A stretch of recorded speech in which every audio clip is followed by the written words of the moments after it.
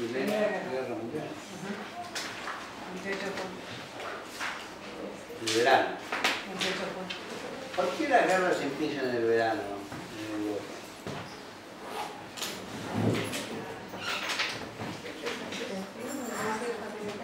¿El verano? Los ríos empiezan en el verano. Uno puede decir que es importante la temperatura.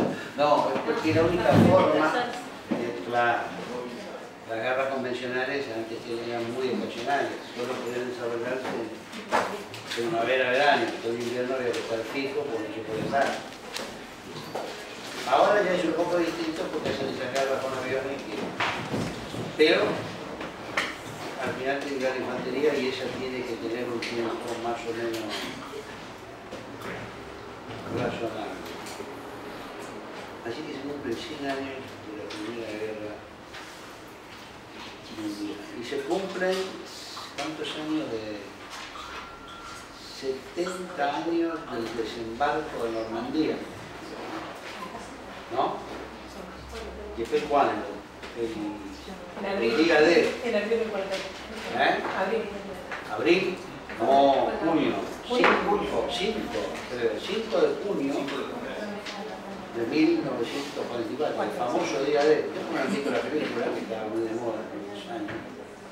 Y es el día de... ¿Y quién va a ir al desembarco? ¿Qué hace la reina de Inglaterra este año? La reina de Inglaterra, que ya está mayor la señora, tiene como 86 años, ¿no? Pero son longevas, la mamá vivió 100. Por eso tiene ese Carlos ahí de cansado con la espera. La señora lo deja de este mundo y le permite ser rey, pero la señora no lo deja. Pero ¿a dónde va a ir la reina de Inglaterra este año? Va a 2 lugares solamente, fuera del Reino Unido. Va a ir el 3 de abril a ver al Papa, que no es una cosa frecuente. ¿Por qué no es frecuente? ¿Cómo? Porque Inglaterra no es un estado católico. ¿Y ella qué es? Sí, no solo es anglicana, es la jefa de la iglesia anglicana. En realidad es como la papisa, o sea, la jefa, el jefe de la iglesia anglicana es él o la rey o reina de Inglaterra. O sea, en realidad es la jefa de una religión que se va a encontrar con el jefe de otra religión, siendo ambos, un amigo mío decía ambos los dos, siendo ambos jefes de Estado. ¿Hablarán de Malvinas? La recibe el 3 de abril. Es inevitable. No va a mencionarlo por discreción, porque Bergoglio dijo esa frase, no nuestra, que es una frase muy interesante para el cardenal, pero es una frase un poco más comprometida para el Papa. Y hablando de Malvinas y del Papa, no puedo contenerme y quería contar. ¿De quién depende? Hay un cura, hay 2 curas católicos, 2 sacerdotes, perdón. 2 sacerdotes católicos en las Islas Malvinas, que son la mayoría de sus habitantes anglicanos, pero hay varios católicos, porque hay como 120 y tantos chilenos, hay 2.800 y tantos chilenos, hay 20 y tantos argentinos, algunos de otras nacionalidades. O sea que hay una feligresía católica. ¿Y de quién dependen los 2 curas católicos que están ahí?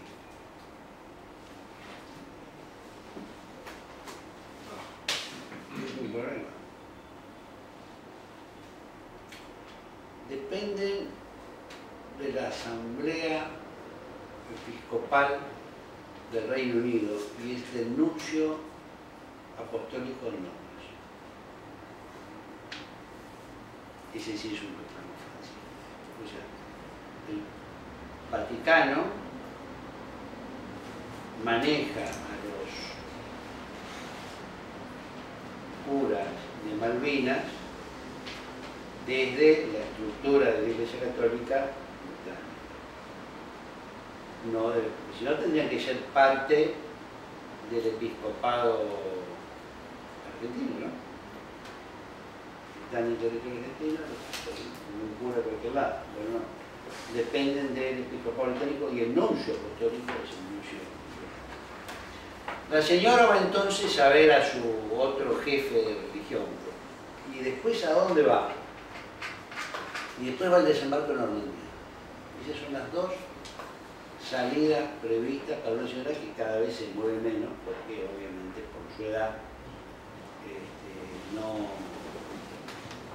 no se desplaza mucho. Como ustedes saben, esto tiene muchísimo que ver con la democracia y los derechos humanos en América Latina. Pero bueno, en realidad tiene que ver, pero es más larga la conexión. Nos habíamos quedado en la Segunda Guerra Mundial, ¿no es cierto? Habíamos llegado hasta ahí con un panorama de cómo venía la región. La guerra mundial, todos saben más o menos lo que fue la guerra mundial, la Segunda Guerra Mundial, y todos saben que transformó al mundo de muchas maneras. Lo primero que hizo es sacar definitivamente al mundo de la recesión económica en que había caído en el 29-30. O sea, la verdadera salida de la recesión y el impulso de crecimiento se da con la guerra. No es muy bonito el argumento, pero es exactamente la verdad. La recuperación de la gran locomotora del mundo, que era la economía norteamericana, se da ya con la guerra. Antes de que ellos entren en la guerra, porque ustedes saben que Estados Unidos entra un poco después que comienza la guerra. La guerra comienza el 1 de septiembre del 39, cuando los alemanes cruzan la frontera polaca, y Estados Unidos entra el 7 de diciembre del 41, que es cuando se produce Pearl Harbor. Entonces ahí hay pero digamos, una de las primeras consecuencias de la guerra es que termina con la depresión, con ese largo periodo de depresión económica y de bajo crecimiento. Y en realidad, salvo la destrucción obvia de Alemania, de los países atrasados por la guerra, salvo la destrucción, el mundo desde la guerra hasta el 73, por lo menos, más o menos hasta el 73, que es cuando es la famosa primera crisis del petróleo, que es la cuadruplicación de los precios del petróleo, tiene un periodo de crecimiento con algunos baches, pero enorme. Es uno de los momentos de mayor crecimiento de la historia de la humanidad. Todo ese largo periodo que va del 40 al 70 y pico, son 30 y tantos años.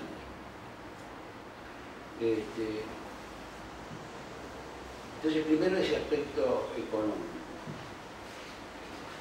Segundo, hay un aspecto político e ideológico muy obvio, que es lo que va a pasar muy rápido después de que termine la guerra. Va a comenzar la Guerra Fría. Pero la Guerra Fría no comienza exactamente en el 45, comienza al fin del 47 y ya está claramente en el 48. ¿Qué es la Guerra Fría? Todos saben qué es la Guerra Fría. La Guerra Fría es el enfrentamiento por zonas de influencia entre dos grandes bloques. Un bloque capitalista que se siente o se define a sí mismo como liberal y democrático, y un bloque socialista o comunista, está dirigido por el Partido Comunista, que encabeza la Unión Soviética y que se caracteriza por tener una economía en donde la producción y la comercialización está en manos del Estado, y donde hay un sistema de partido único.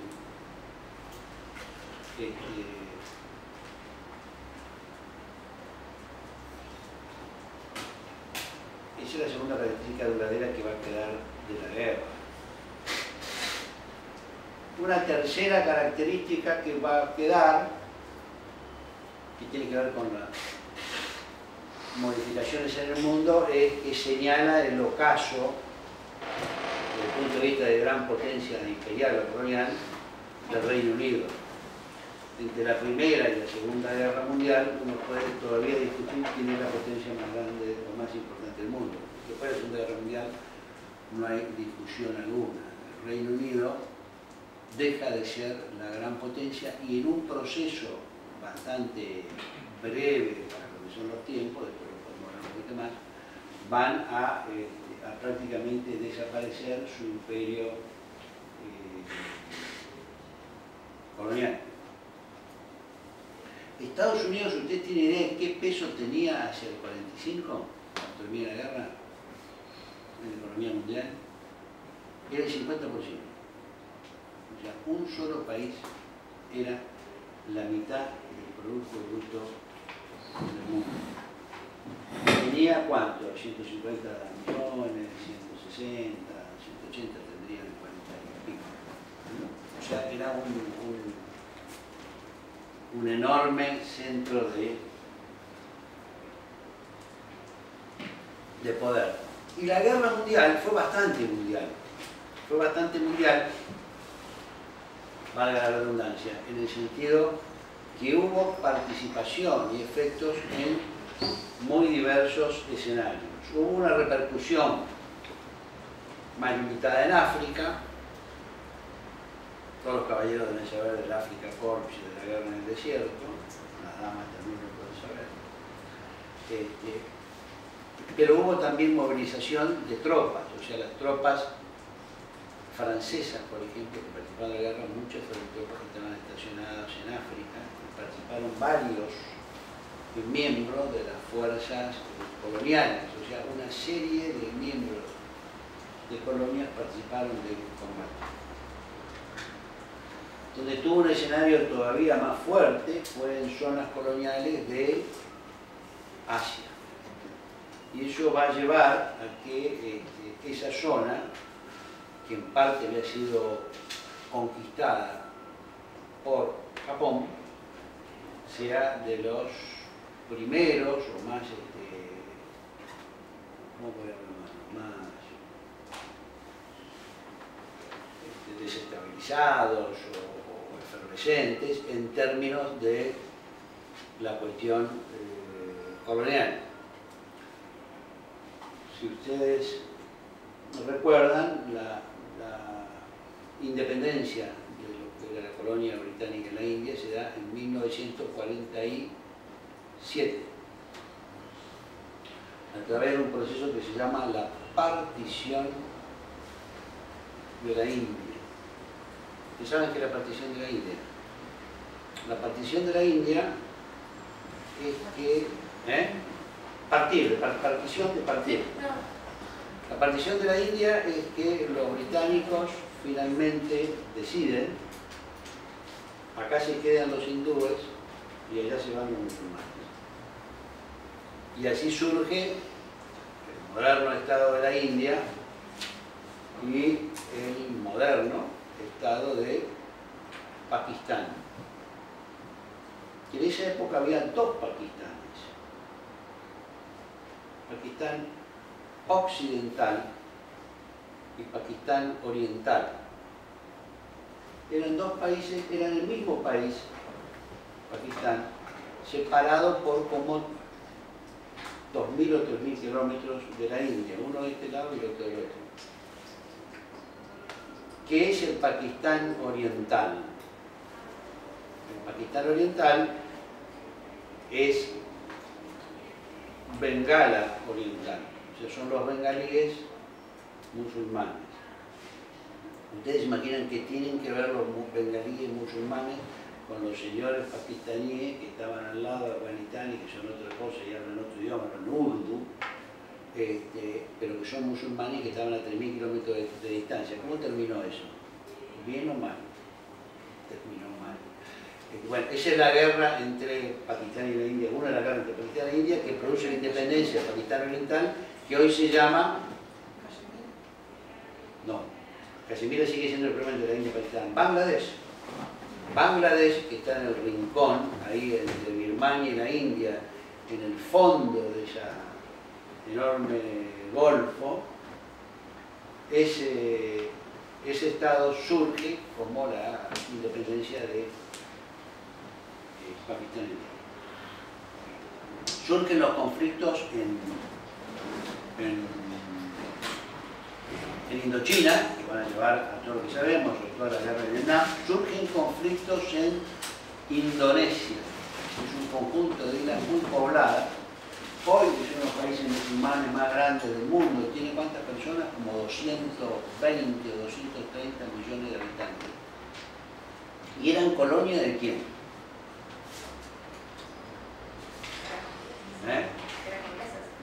No. No. Holandeses. Porque los holandeses le hacen una buena onda. Siempre hay que acordarse, los holandeses tuvieron Indonesia, y hay que preguntarle a los indonesios cómo le digan. En Indonesia había y hay petróleo y gas. La Royal Dutch Shell en su momento se desarrolló mucho en Indonesia. Y tuvo todo un proceso de lucha colonial. Tuvieron lucha contra la ocupación japonesa y tuvieron un líder nacional que fue Sukarno y que llevó a la independencia a fines de los 40. Los belgas, que también son buena gente,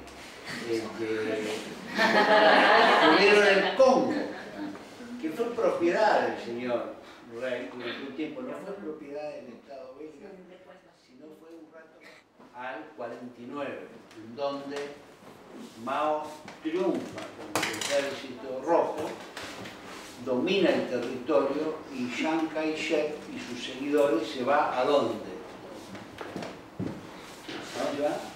A Taiwán, o la llamada por los españoles antiguamente Isla de Formosa, pero todo el mundo la conoce por Taiwán, y dice China, el gobierno chino está acá. Este tema, que parece menor, va a durar 20 o 30 años y ahora vamos al porqué. ¿El porqué está acá? Esta es la Carta de las Naciones Unidas, que se hace en 1945 en San Francisco. Esa es una ciudad buena onda,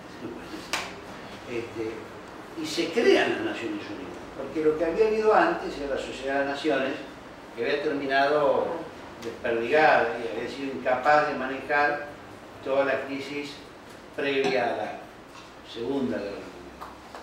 Se crea entonces una nueva organización mundial que es las Naciones Unidas.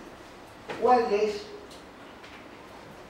el objetivo real? Tiene cosas muy lindas. Si uno mira la Carta de las Naciones Unidas, es nosotros los pueblos de las Naciones Unidas, tiene una finalidad magnífica, los propósitos de la Carta, el artículo primero de la Carta, los propósitos de las Naciones Unidas son, artículo 1, mantener la paz y la seguridad internacional, y contra el fin. O sea, en el primer renglón del artículo 1 está dicho exactamente para qué se creó esta organización. Esa organización la crearon los vencedores, los perdedores no entran, la crearon los vencedores en lo que prefiguraban que iba a ser una alianza que iba a durar poco, porque rápidamente se van a dividir por la Guerra Fría, y tiene el objetivo de impedir una nueva guerra. Eso es exactamente el objetivo que tiene central, el objetivo político, tiene muchos desarrollos, pero digamos el objetivo central y la razón política por las cuales los que se juntan en San Francisco, y básicamente los grandes que se juntan ahí, arman este esquema tal como está armado, es porque creyeron en ese momento que esa era la mejor forma de evitar en los próximos años otra guerra generalizada. No se olviden que los que terminan la Segunda Guerra Mundial no solo tienen el trauma de lo que fue la Segunda Guerra Mundial, sino que tienen el trauma de la Primera Guerra Mundial. que entre una guerra y otra habían pasado poco más de 20 años y otra vez había estallado una guerra generalizada. O sea, ¿qué es lo que hay que hacer para que esto no vuelva a pasar? Esta es la lógica del... Y esa lógica ¿a qué lleva? A reconocer ciertos derechos para hacer un mecanismo, que es ese mecanismo que ustedes habrán oído hablar, que es el de la Asamblea General, como ámbito democrático en tantos los países, que eran menos de 50 cuando comenzaron, ¿no? Alrededor de 50, 55. Y una estructura que es el Consejo de Seguridad, que no es democrático. El Consejo de Seguridad es un organismo que tenía 10 miembros al comienzo, creo, pero de los cuales 5 eran lo que llaman los miembros permanentes con derecho a veto. ¿Qué quiere decir eso? Que si cualquiera de los 5 miembros dice que no a cualquier decisión, esa decisión no se puede tomar. Ese mecanismo sigue vigente hasta hoy. El complemento de ese mecanismo es que cualquier tema que toma el Consejo de Seguridad deja de ser tratado por la Asamblea. El tercer tema es que las decisiones del Consejo de Seguridad son obligatorias, mientras que las decisiones de la Asamblea son recomendaciones. Se espera que los países se orienten en esa dirección. ¿Quiénes son los miembros permanentes del Consejo de Seguridad? Estados Unidos, China, Inglaterra, el Reino Unido, Francia y Rusia, que no era Rusia sino la Unión Soviética. O sea, era la Unión Soviética, Francia, el Reino Unido, Estados Unidos y China. O sea, son 2 europeos occidentales que habían sido víctimas de los nazis, Francia ocupada y dividida con Vichy, Inglaterra bombardeada, Estados Unidos, que había sido el gran aliado, la Unión Soviética, que era difícil, pero que había peleado muchísimo en la guerra, que había tomado Berlín. La guerra se acaba porque los que llegan a Berlín, nunca se olviden, son el Ejército Rojo. Y China. ¿Por qué China? ¿Por qué China? Porque es muy grande, porque evidentemente quisieron poner un país de Asia que equilibrara también este balance euroasiático de Rusia. No hay nadie de África. ¿Por qué es razonable que no haya nadie de África? Es razonable el lenguaje de la época. Porque eran casi todas colonias, salvo Egipto, Etiopía, pero no eran colonias. No tenía capacidad armamentística. No tenían capacidad armamentística. China, de todas maneras, es medio raro, porque el poderío de China era más o menos, ¿no? Y América Latina, ¿por qué no? América Latina en 19 países. Era una especie de colonia también. Porque no tuvo peso y porque el que pudo entrar se quedó en la puerta, que es lo que hablamos la otra vez de Brasil, ¿no? O sea, en ese coso, el equivalente de China era Brasil, que había participado de la guerra, de verdad, y había peleado, y entonces era como que podía tener. No lo hicieron. ¿No? Yo creo que lo hicieron porque Estados Unidos dijo, no, eso es por ellos y hay historia. Y entonces China, ¿qué pasó? ¿Quién representaba a China? ¿Quién está con China en el Consejo de Seguridad? Chiang Kai-shek. O sea, el general nacionalista, enemigo de los japoneses y enemigo de los comunistas, con lo cual tiene una larga y cruenta guerra civil, ¿no? Ahora, don Chiang Kai-shek queda en Taiwán, que es una isla chiquitita así, con 20 y tantos millones de habitantes, y del otro lado quedan en ese momento 500 millones de habitantes. Pero la representación la sigue teniendo Chiang Kai-shek, y el gobierno lo llamaba la República China. ¿Hasta cuándo? Hasta después que jugaron al ping-pong. Es otra historia. Hasta que finalmente se empiezan a romanizar. Es tan grande ya la diferencia, y está tan viejo el régimen nacionalista, y es tan absurdo mantener eso, y está tan consolidado el régimen, y sobre todo se ha peleado China con la Unión Soviética por la decisión en el mundo socialista entre pro-chinos y pro-soviéticos, que los Estados Unidos comienzan, durante el periodo de Nixon, Kissinger, un acercamiento con China que termina en el establecimiento de relaciones, y ese establecimiento de relaciones lleva a que acepten que en Naciones Unidas la representación de China sea ejercida por la llamada República Popular China, que funda Mao Zedong en Beijing el 1 de octubre de 1949. O sea, desde el 49 hasta el 71, 72, unos 22 años, se vivió este desequilibrio de la, en realidad, representación china por un grupo muy minoritario que estaba en una isla. Es como si en la isla del Tigre quedara un gobierno que representa a la Argentina y todo el resto del territorio nacional estuviera en manos de otro, y la representación internacional la tuviera el que tiene la isla del Tigre. Bueno, pero de ahí surge eso que es de esa necesidad de la Carta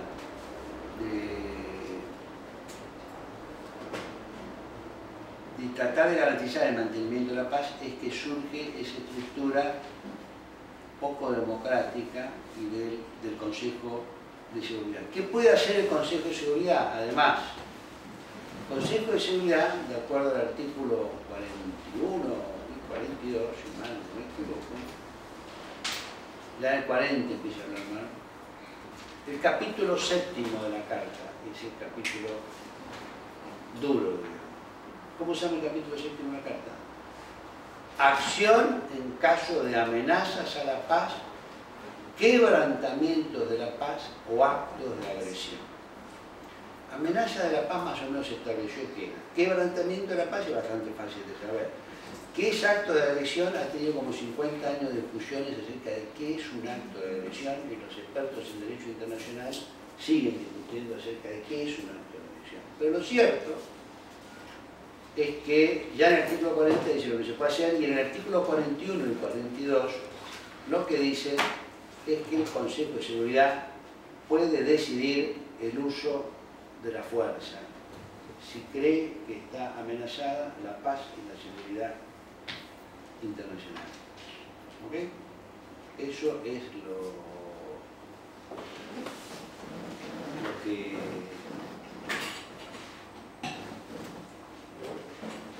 lo que establece la Carta. De ahí surge una legitimidad que muchas veces es discutida, porque lo hemos visto en estos últimos años. Ustedes han visto varias acciones del Consejo de Seguridad usando la fuerza. ¿Dónde ha usado la fuerza el Consejo de Seguridad? La ha usado en la Primera Guerra del Golfo. Ahí la usó con bastante fundamento, digamos, porque un país, que Irak, hizo desaparecer otro país, que era Kuwait. Dijo, no, esto es una provincia nuestra. La volvió a usar en Afganistán, hizo una utilización. La volvió a usar ¿en dónde? No ha usado la fuerza. La usó en Libia. La usó en Libia, presuntamente limitado, pero en Libia, ¿cómo decían? En Kosovo también. Antes se usó en Kosovo con el tema del ethnic cleansing, o sea, de la limpieza étnica. Si yo no me equivoco, se usó en la guerra de Bosnia también, en el 93, 92, O sea, ha habido, después hay otro patrón. O sea, hay acciones donde el Consejo de Seguridad ha decidido y utilizado el uso de la fuerza.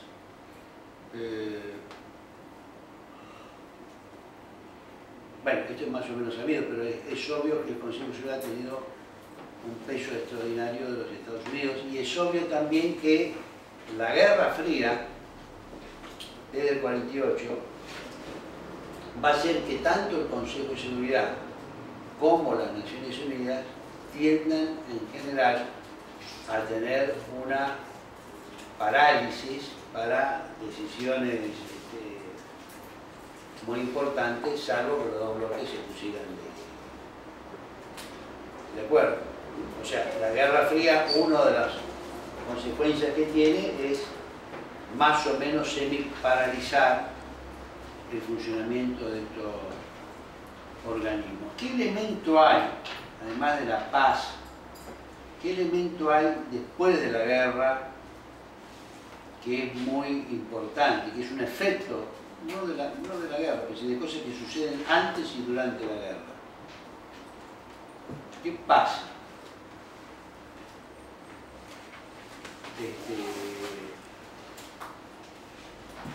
Pasa que en esta guerra estuvo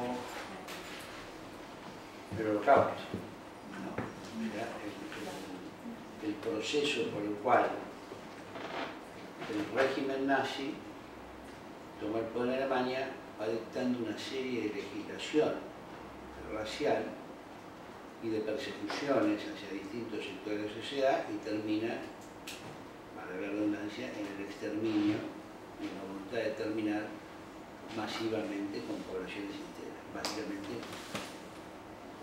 con los judíos, pero no solo con los judíos, sino con los gitanos, con los comunistas, en fin, todo lo que se llama el Holocausto, y el horror que se termina de difundir, por lo menos masivamente, con la finalización de la guerra y la liberación de los campos. El otro día fue el aniversario de la liberación de Auschwitz, ¿no? Es el 27 de enero. Por eso es un día de recordación de la Shoah. El 27 de enero los que liberaron Auschwitz fueron los rusos, los soviéticos. Y es muy interesante ver los reportajes al general soviético que liberó el campo. Y que tipo lo que cuenta es que casi ni se dio cuenta de lo que estaba ahí viendo. ¿Por qué casi ni se dio cuenta? El tipo venía de ver tanto horror desde que empezó a marchar, que no sé dónde era, si era en Stalingrado, no sé dónde, que le pareció un poco más, pero digamos no tuvo, eso lo contaba él, digamos, no tuvo la dimensión de lo que era eso. No, entró él y voló unos prisioneros que estaban muy mal, que habían visto que lo habían fusilado. Sí, bueno, eso es lo que había viendo todo el tiempo. O sea, es interesante porque refleja lo que es un ambiente de guerra y sin respeto casi alguno a la población civil, ¿no? Que esta es una de las cosas interesantes de la Segunda Guerra Mundial. La Segunda Guerra Mundial, de las guerras modernas, es una guerra que se diferencia bastante del tipo de guerra del siglo XIX e incluso de la Primera Guerra, en que las víctimas son muy mayoritariamente población civil, es decir, no combatientes. Cuando en las guerras tradicionales, que eran los que se morían, eran los que peleaban, los combatientes.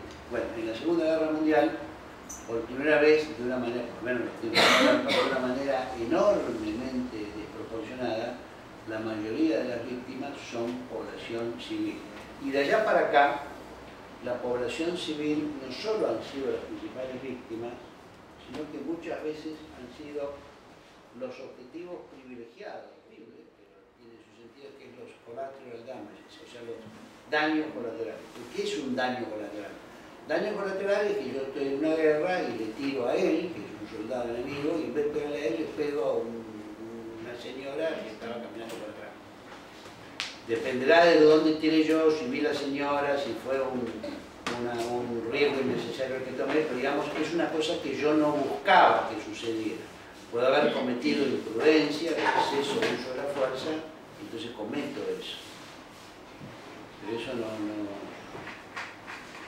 En cambio, de la guerra mundial para acá, pareciera que cada vez más la población civil se va transformando en el objetivo, difícilmente declarado expresamente, porque no queda muy bonito, pero en el objetivo de la acción de guerra, de manera de lograr el objetivo de toda guerra. ¿Cuál es el objetivo de toda guerra? En general es imponer su voluntad al enemigo, es decir, lograr que el enemigo no tenga más voluntad de combatir o de resistirse a lo que le quiere imponer el otro contendiente. Y lo que ha quedado claro en los tiempos modernos, ahora, es que una forma perversa, pero con cierta eficacia de lograr ese objetivo, es castigar a la población civil, porque produce una reacción grande. Bueno, el Holocausto trajo un impacto muy grande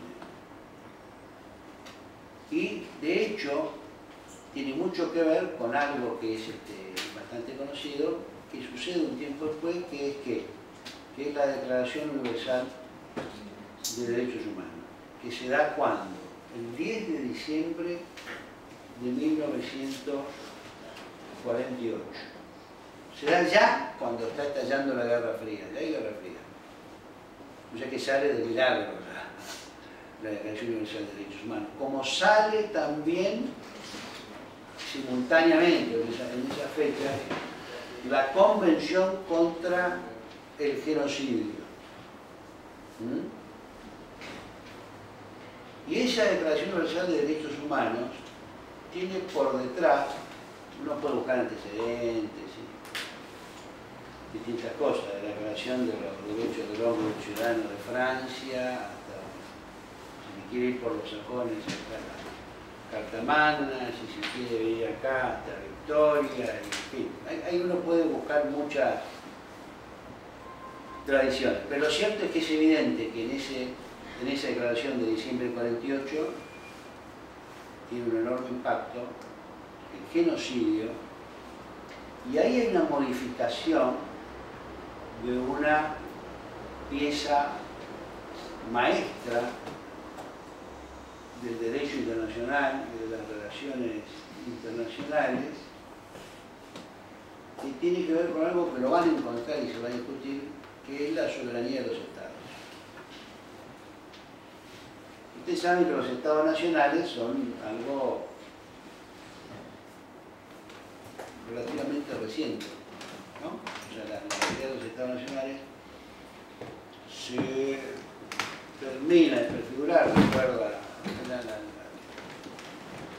lo que se acepta habitualmente en 1648 en la Paz de Westfalia, ¿no? Ahí se terminan de reconocer y de configurar los estados nacionales, el Estado-Nación, y el Estado que va a ser soberano. En esa época todavía son estados funcionan con monarquías absolutas, pero digamos, la idea del Estado como soberano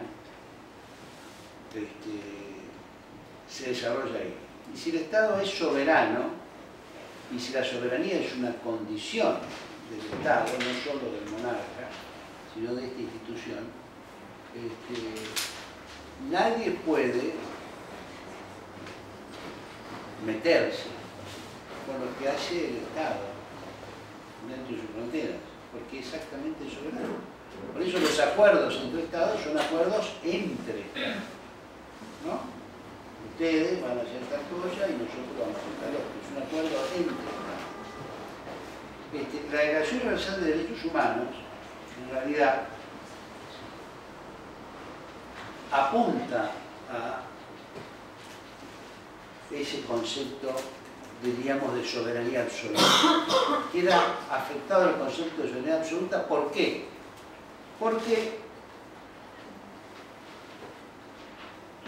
el concepto de soberanía absoluta se enfrenta con esto que pasó. ¿Y qué es la pregunta? Bueno, pero ¿nosotros podemos dejar que esto suceda? Si podemos dejar, de nuevo, que algo como el holocausto suceda sin que intervenga nadie, ¿esto por qué? Porque es un Estado soberano, entonces la forma en que trata a las personas sujetas a su jurisdicción no es materia opinable para nadie, ¿sí o no? Y la respuesta es no. La respuesta es no. Bueno, aquí hay algunos principios básicos que tienen que ver con la convivencia pacífica entre las naciones.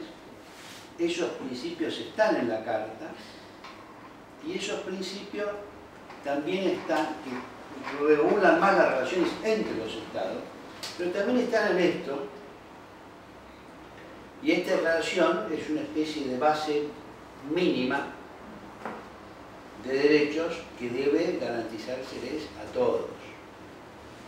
Y en la medida que hay una responsabilidad o un compromiso internacional de que esos derechos son comunes y que son aceptados como tales por todos los miembros de la comunidad, hay también una cierta responsabilidad u obligación de cada Estado de hacerlo respetar y de garantizar. Y hay también cierta responsabilidad de la comunidad internacional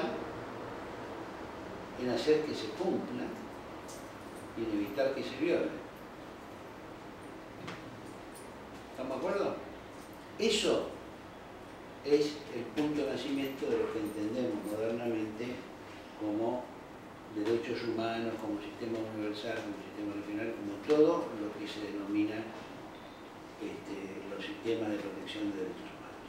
Ese es exactamente el punto de partida. Es un punto, es una consecuencia política de un hecho, que fue el Holocausto, que llevó a la comunidad internacional en ese momento a reflexionar, bueno, nosotros no podemos dejar que esto pase de nuevo haciéndonos lo intervenido. Algo tenemos. Ese es el punto de partida. Y eso es lo que está en la Carta, que tiene principios, lo que está en la Declaración Universal y lo que va a estar después en una serie de tratados y convenciones que se van a ir desarrollando y haciendo que todo este universo de derechos sea mucho más completo y que también haya mecanismos para monitorear su cumplimiento y para establecer sanciones, y acá lo pongo en términos afirmativos y en términos de pregunta. Este va a ser un debate, no va a ser un debate, va a ser una realidad que se plantea entonces, de la cual surgen muchas consecuencias y que ha originado una serie interminable, permanente, renovada de debates.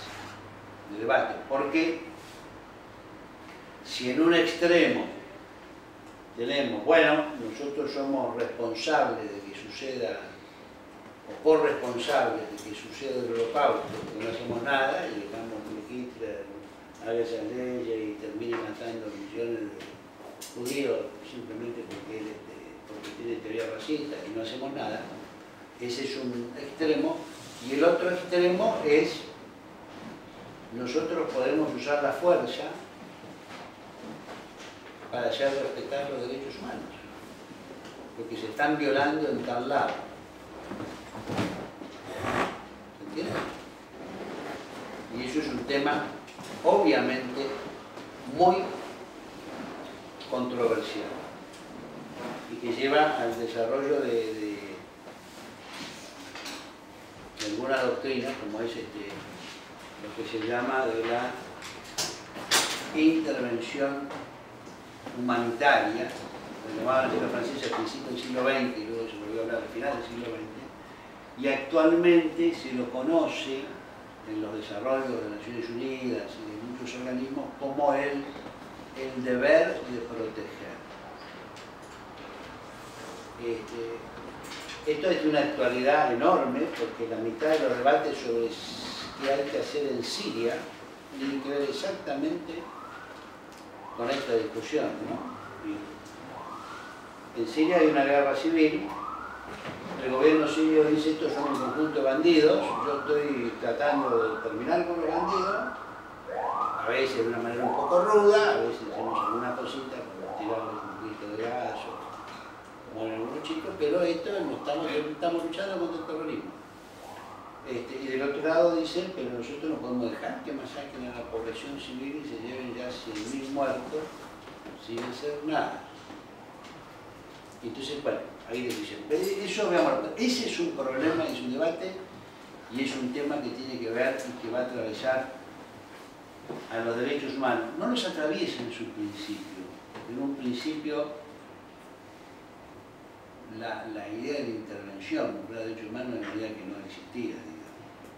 Eso es una idea mucho más reciente. Pero sí está planteado al principio en el sentido que la misma Declaración de Derechos Humanos en su concepción es efectivamente una limitación al concepto de soberanía absoluta que había salido de Westfalia, ¿no? O sea, ese concepto de soberanía absoluta no anda más. El asunto es cuánto o cómo se la limita o se auto limita. Al respecto, yo mencioné que en esa época también se firmó la declaración, la Convención contra el Genocidio. Ustedes saben que la Convención contra el Genocidio tiene algunas cosas curiosas. ¿Cuál es la cosa más curiosa que tiene?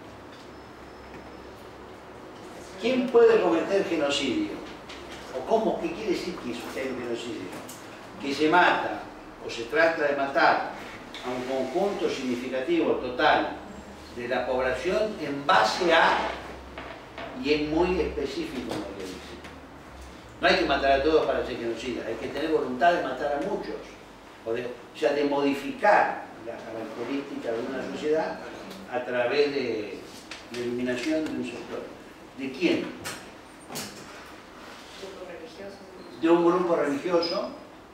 Vamos a matar a todos los católicos, vamos a matar a todos los judíos, vamos a matar a todos los musulmanes, a lo que sea. Eso, genocidio, va mal. Étnico, vamos a matar a todos los negros, los blancos, los amarillos, los más o menos, también, tampoco antes. Eso es genocidio. Religioso, racial, nacional. Vamos a matar a todos los uruguayos que hay por acá porque son una plaga y nosotros no lo tenemos y vamos a matar a todos. Nacional, religioso, étnico. ¿Y qué es lo que no está? Político. Exactamente. Que es la mayoría de los genocidios que se no está como causal o como tipificación posible del genocidio, el genocidio político. Si yo quiero matar a todos los capitalistas o a todos los comunistas o a todos los liberales, no es un acto de genocidio de acuerdo a la convención. ¿Quién se opuso a eso? Porque lo repitieron.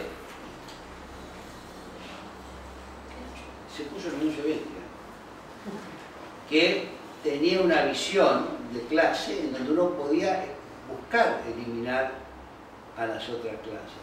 Entonces, o a sectores políticos enteros, ingleses, liberales, culas, lo que fuera. Entonces, se opuso a que en la convención se incluyera el concepto de ideas o pertenencia política como causal o para la tipificación del genocidio. Curiosamente, en la mayoría de las partes del mundo donde ha habido actos de genocidio ha sido acusándolos de comunistas, los que han los que han sido víctimas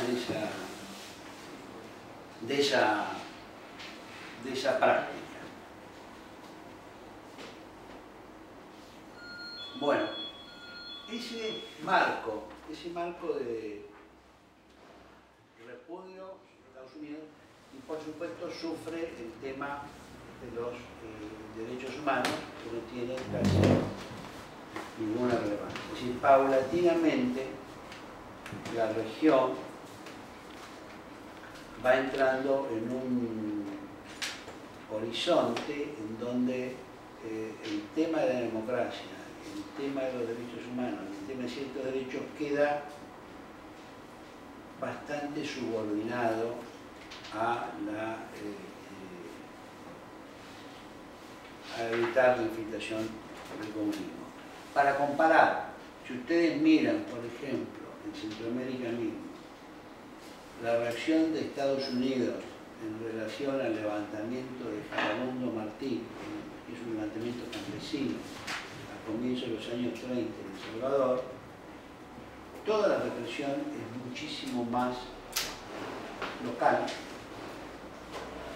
de la élite salvadoreña y del ejército salvadoreño, que masacra a los campesinos, pero tiene muchísima menos proyección regional o internacional. No produce. Si uno lo compara con lo que pasa en el 54 en Guatemala, va a haber una diferencia grande. Y yo voy a mencionar dos episodios que se dan en distintas décadas, pero que vuelven a reflejar esto, que es 1965 en República Dominicana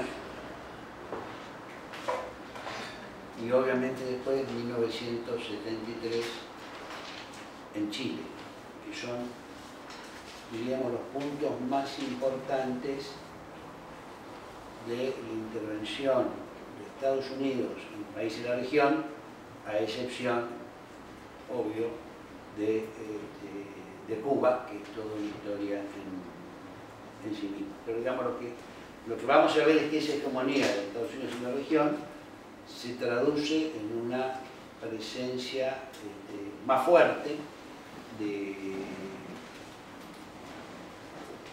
Estados Unidos y más intervención. Quizás es entonces, ahora, el momento de hablar un poquito de la Revolución Cubana. ¿Cuándo triunfa la Revolución Cubana? En enero del 59.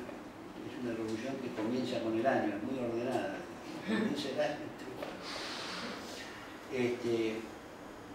Es importante, bueno, la Revolución Cubana es, en principio, una revolución que se produce en el marco de cierta renovación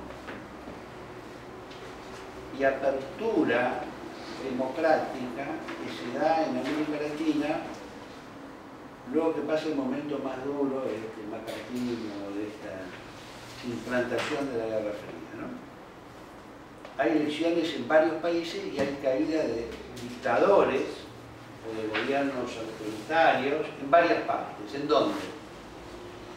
Bueno, por lo pronto en Argentina, que había caído Perón en el 25 y se suponía, en términos por lo menos de la visión de Estados Unidos, que se había establecido una democracia.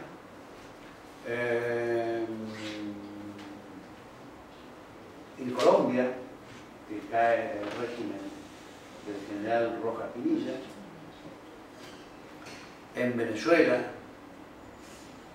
que cae el régimen de Pérez Jiménez. En fin, hay una serie de procesos. Todavía está, hablando de los grandes dictadores, todavía está por supuesto Somoza en Nicaragua y está Trujillo en la República Dominicana, que es una figura muy emblemática.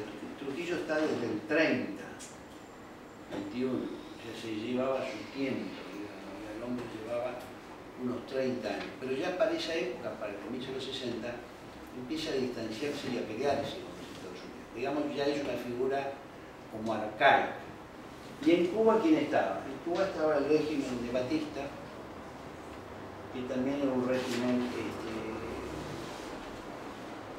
militar. Fíjense que estamos hablando en general de generales. ¿Se acuerdan que hemos hablado que los tiranos, los dictadores tradicionales o figuras autoritarias en América Latina no eran militares? Bueno, en los 50 son militares. O sea, lo que había sido el Porfirio Díaz o el señor presidente de Clara Cabrera como símbolo en los 20, los 30, ya en los 50 son militares. O sea, son hombres que están al frente de las Fuerzas Armadas y que llevan adelante gobiernos autoritarios. Caen varios, hay como una ola democratizadora, y en esa ola cae Batista y sube estos jóvenes barbudos, que tuvieron un significativo apoyo de Estados Unidos para su triunfo. Eso hay que recordarlo y que no lo han visto. Ustedes saben que ellos desfilaron acá, por ejemplo. Acá desfilaron para el sesquicentenario, era de la Revolución de Mayo, en 1960, hubo un gran desfile y desfilaron los guerrilleros, una delegación que vino, que desfilaban no con la marcialidad propia de los ejércitos tradicionales, pero desfilaron y fueron enormemente aplaudidos ¿por quién? Por este barrio, por toda la clase alta porteña que los veía, estamos hablando de mayo del 60, como símbolo de luchadores por la libertad contra la tiranía peronista, de Batista, etcétera, etcétera. Ese era, estamos hablando también, no era demasiado viva la señora acá, pero de todas maneras estamos hablando de mediados de los 60 todavía en la región. Como era, en ese sentido, la declaración de La Habana, o sea, todo esto dura poquito. Pero lo que hay es una pasan, digamos, no. Una cosa importante es sí tener presente, porque ya no hay mucha realidad sobre eso, que Cuba era ya entonces un país muy importante. Cuba era una sociedad bastante desarrollada. El hecho de que tuviera un dictador semi-ridículo como Batista no debe ocultar, ¿no?, que era un país que tenía mucha desigualdad, pero que tenía sectores burgueses importantes, que había alcanzado cierto desarrollo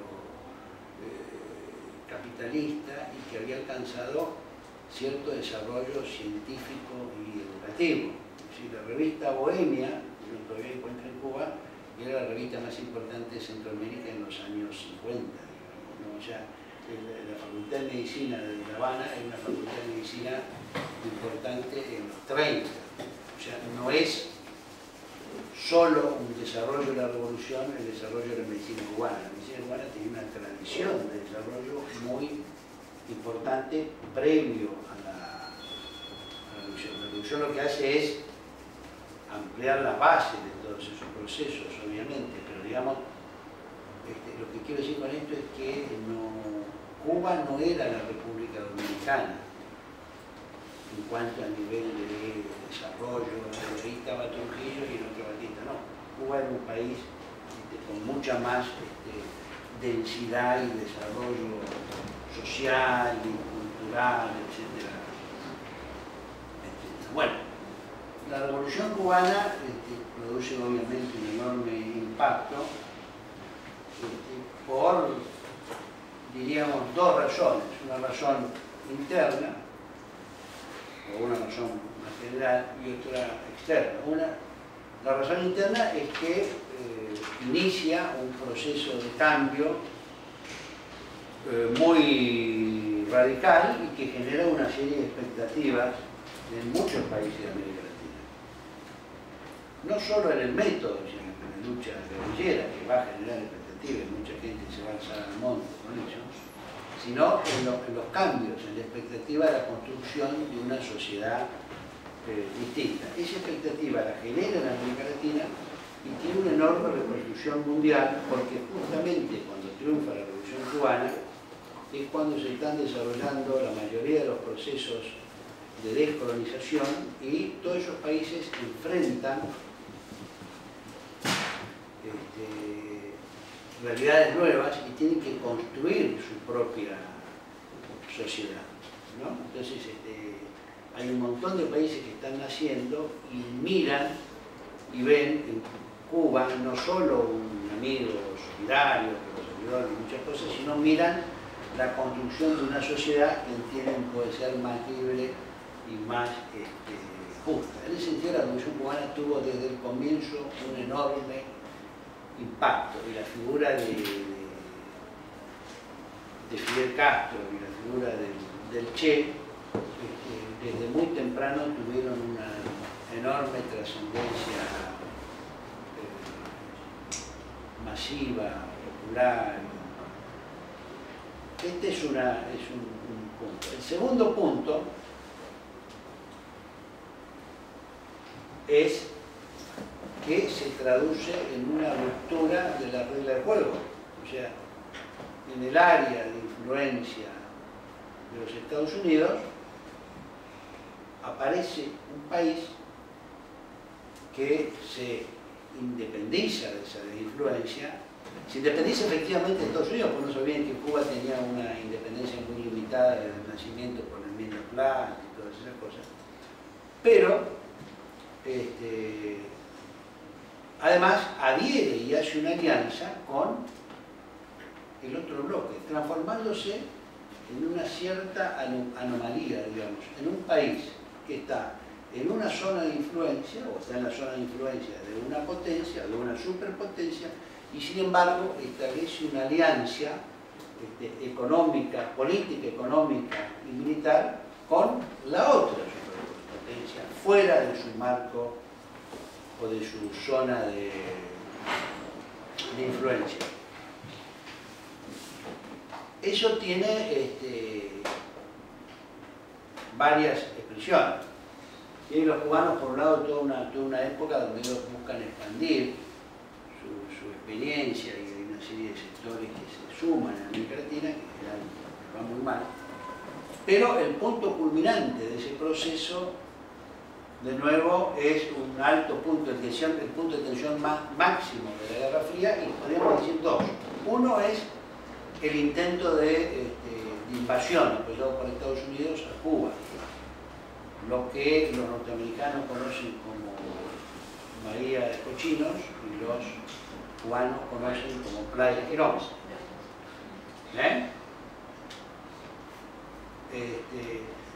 Ese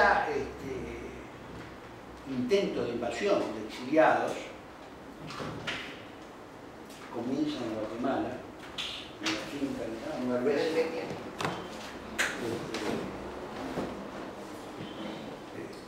y que fracasa, o sea, fracasa el intento de invasión, fracasa. ¿Se hace bajo el gobierno de quién?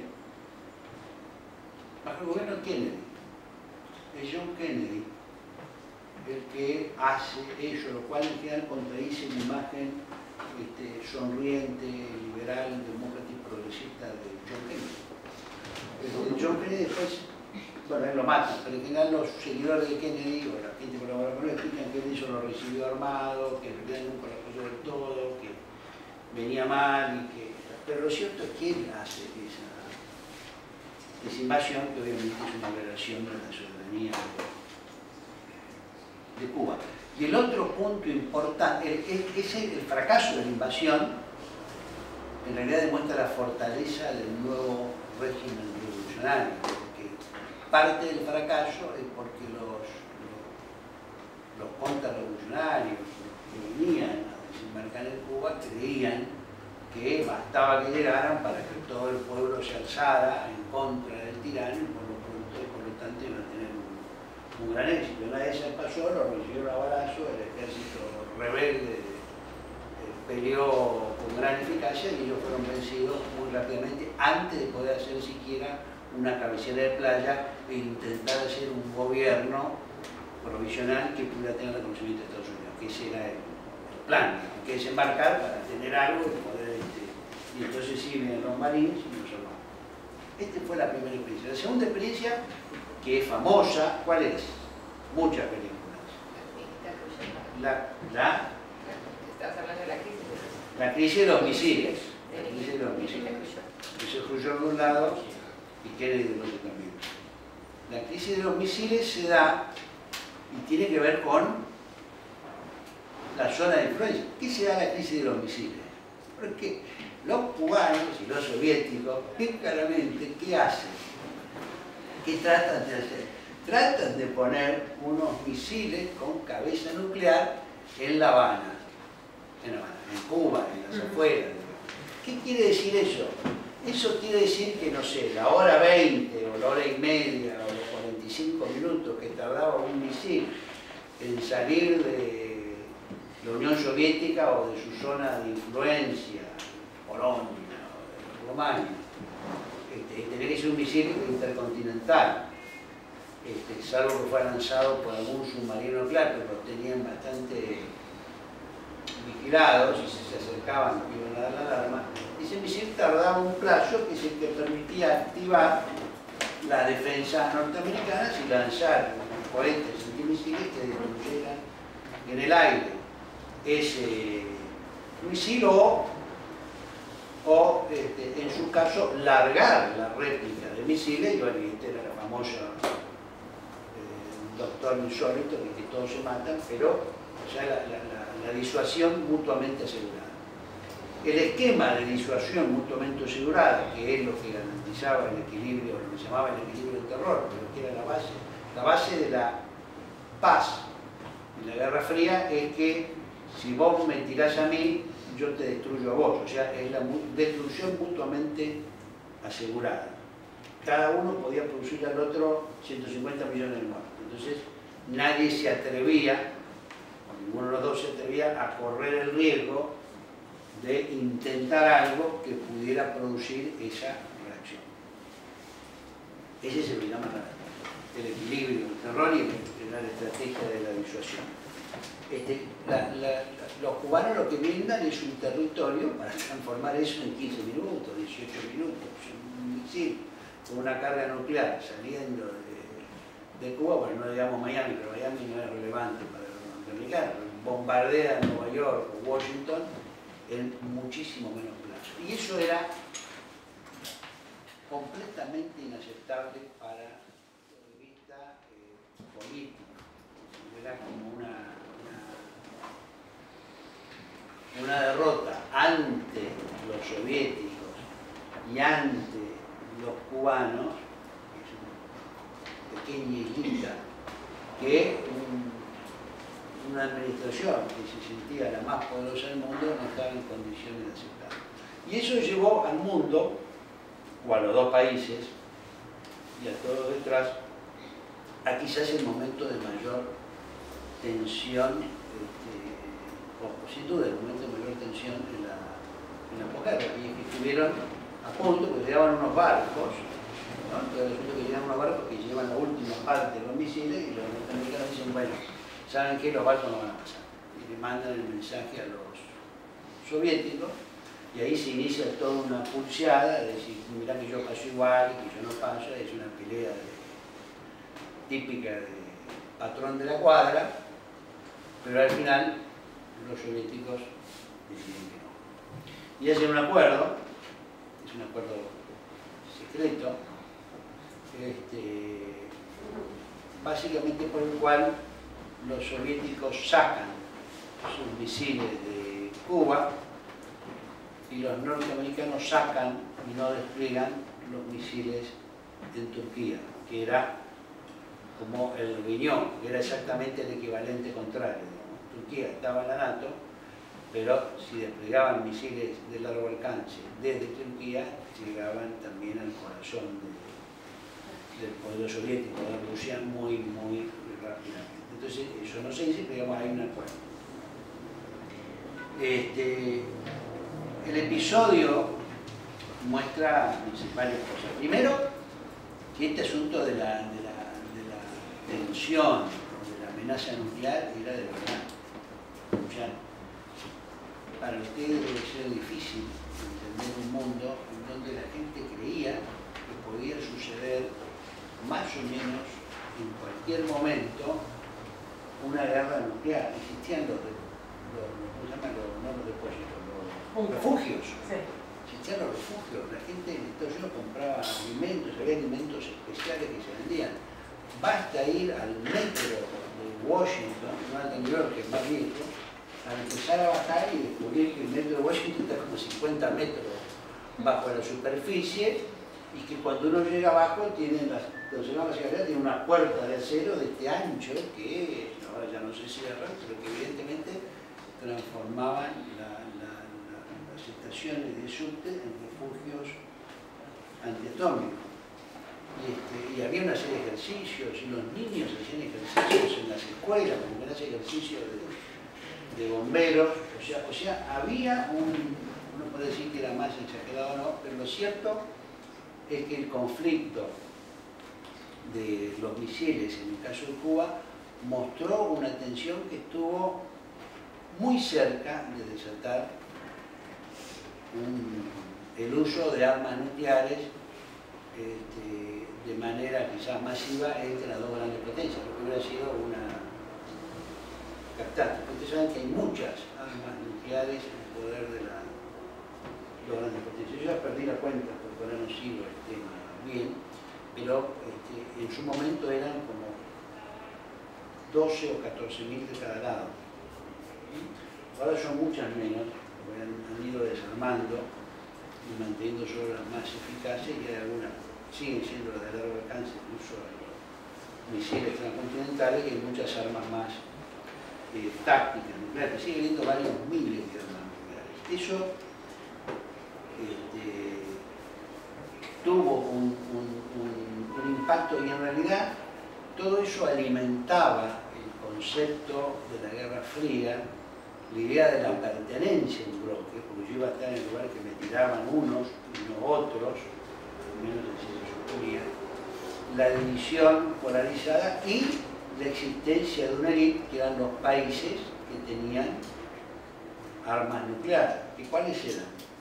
Eran Estados Unidos, la Unión Soviética, Francia, el Reino Unido, China. O sea, los países que tienen la bomba atómica. Perdón, ¿me cambio el mate? Oh, sí. Perdón. Los 5 grandes del buen humor, digamos, los 5 miembros permanentes del Consejo de Seguridad. ¿Quién más tiene la bomba atómica? A ver. ¿Quién más Y tiene? hacemos ¿Quién más dice que tiene? ahora, ya no el 5. ¿Eh? ¿Quién más dice que tiene? No, de verdad, digamos, los que tienen de verdad. Ahí tenemos 5. ¿Quién más tiene? ¿Qué ha declarado? No, Irán no tiene la bomba atómica. Todo el debate es si la va a tener o no la va a tener. No la tiene. Además de los 5, está India, 6, Pakistán, 7, Corea del Norte, 8, Israel, que no la tiene declarada, pero que es sabido que tiene varias armas nucleares, y creo que hay uno más. No, Japón nunca se tiraron armas nucleares, ellos no quieren saber ni cohetes para fin de año. No, han ido recuperando un cierto poder militar, pero tienen un sentimiento antinuclear. Es más, no puede haber armas nucleares en Japón. O sea, los norteamericanos no pueden tener en Okinawa armas nucleares. ¿Eh? ¿Por los? No, digo yo que además con un país tan sísmico. No, pues eso no les importa, porque tiene la central nuclear que se armó el lío justamente por eso. El problema son las bombas, porque ahí tiraron bombas. El único problema que tiraron bombas es ahí. Entonces quedó feo. 9 tenemos, yo creo que hay uno más.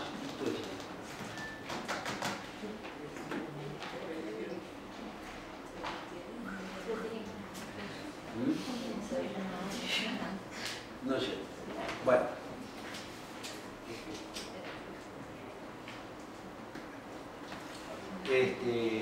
En todo caso, En todo caso, eso tuvo un impacto muy grande y eso marcaba mucho la escena política. ¿Qué hizo Estados Unidos, además de tratar de invadir Cuba, o ayudar a la invasión de Cuba, frente a un hecho como la Revolución Cubana? Pues la Revolución Cubana lo que mostró es que en la región había un fuerte sentimiento, y más que sentimiento, una fuerte reivindicación social y política pendiente, ¿no? Que había pobreza, que había marginación, que había voluntad de luchar contra la tiranía, en fin, hay una situación sociopolítico fuerte y que evidentemente no se canalizaba y la forma que se le apareció es la que ellos no querían. ¿Qué hace entonces el amigo Kennedy? Dice después cuando dice hace la alianza para el progreso. Hace la alianza para el progreso. Es decir, diseña un programa muy amplio, político, de asistencia política, económica y social, tendiente a modernizar los países de América Latina. Como forma de lograr regímenes que tuvieran más sustento, impulsa o se da en el medio de esta nueva ola democrática. Acuérdense que había llegado, que caída de las dictaduras, en varios países había gobierno democrático. Estaba Frondizi en la Argentina, ya lo había, estaba por caer, pero estaba Frondizi en la Argentina, que era un tipo joven, moderno, que venía de una formación de izquierda. Estaba Kubitschek en Brasil, que era más o menos lo mismo. Estaba estableciéndose la alternancia entre liberales y conservadores en Colombia y el pacto punto fijo en Venezuela. O sea, está la democracia cristiana en Chile, están los conservadores de la democracia. Es decir, hay un proceso, no hemos olvidado Bolivia, pero digamos, hay un momento en donde ellos piensan que se puede hacer una modernización importante en América Latina y se desarrollan todos estos programas de Alianza para el Progreso. ¿Cómo se va a instrumentar la Alianza para el Progreso? En buena medida a través de la AID y en buena medida a través de esto, no de esta carta, sino de la OEA, la Organización de Estados Americanos. Y ahí vuelvo y les cuento un poquito de la OEA. Aparecemos 5 minutos ahora y les cuento porque ya es un poco aburrido la historia de la OEA, así que si les cuento ahora se me